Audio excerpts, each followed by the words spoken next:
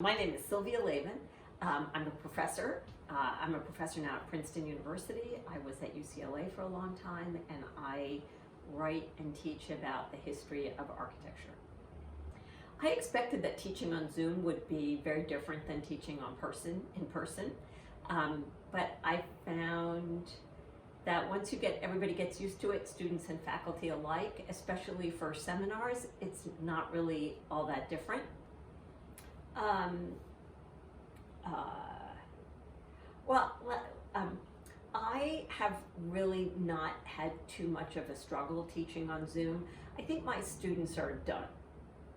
If I were teaching undergrads, which I used to do, and had big classes of 300 students or something along those lines, I would like to think that I was considered a pretty popular teacher. I'm energetic, and I think that there's a lot of the performance aspect of teaching, especially in big undergraduate classes, that I can't do on Zoom. It's just too flat. I don't hear anybody laughing at my jokes, which, even if they're groans of, I can't believe she just made such a stupid joke, is still better than nothing.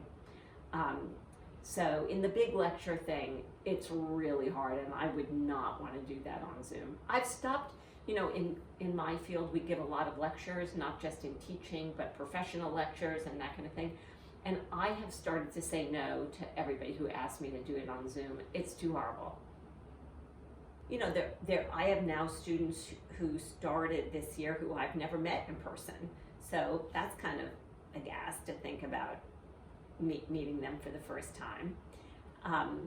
So yeah, I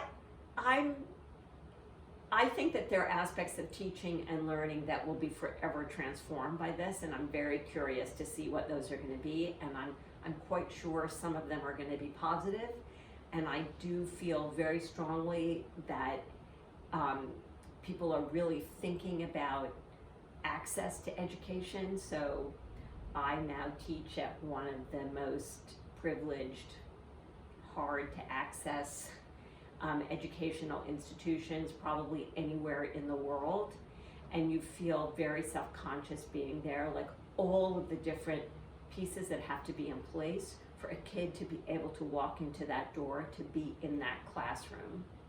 A lot of it has to do with their brilliance and their perseverance and all those kinds of things, and a lot of it does not.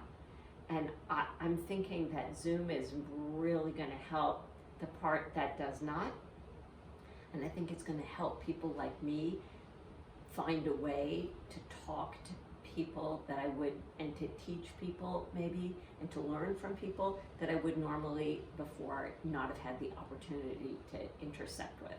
So I think that there are some secret benefits to Zoom, whether they will be for the current students who are learning in Zoom, or whether they will unfold once we go back to normal and we think about education and public education in a new kind of way. I'm look forward to that.